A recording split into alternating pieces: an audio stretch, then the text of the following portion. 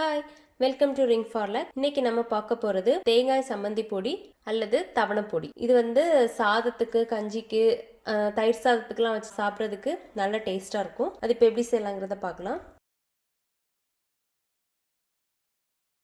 ஒரு கப்பு தேங்காய், ஒரு 10 காஞ்ச மிளகா, 2 டேபிள் ஸ்பூன் தனியா, ஒரு சின்ன நெல்லிக்காய் சைஸ் அளவுக்கு புளி, கொஞ்சமாக கறிவேப்பிலை, ஒரு 12 பூண்டு பல், 1 டீஸ்பூன் உளுந்தம்பருப்பு, 1 டீஸ்பூன் கடலைப்பருப்பு, ஒரு 1/4 டீஸ்பூன் பெருங்காயத்தூள், தேவையான அளவு உப்பு, தேவையான அளவு எண்ணெய். இவ்வளோதான். இப்போ எப்படி செய்யலாங்கிறத பார்க்கலாம்.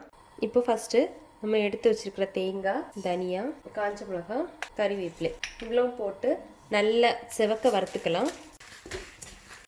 இப்போ இது மாதிரி நல்லா செவக்க வறுத்துக்கோங்க. நம்ம இப்போ இதை மாற்றி வச்சுக்கலாம். இப்போ அடுத்தது ஒரு 1 டீஸ்பூன் எண்ணெய் ஊற்றிக்கலாம். நம்ம எடுத்து வச்சுருக்கிற பூண்டு, உளுந்தம்பருப்பு, கடலைப்பருப்பு இவ்வளோ போட்டு கொஞ்சமாக ஃப்ரை பண்ணிக்கலாம்.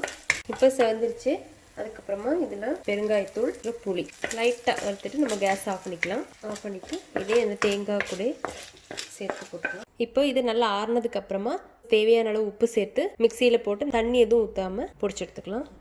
இப்போது இது மாதிரி நல்லா பொடிச்சு வச்சுக்கோங்க. உங்களுக்கு வேணும்னா இது மாதிரி கூட உருண்டை பிடிச்சி வச்சுக்கலாம். இதை ஒரு டப்பாவில் போட்டு நம்ம அடைச்சி வச்சிட்டோம்னா கெட்டு போகாமல் இருக்கும்.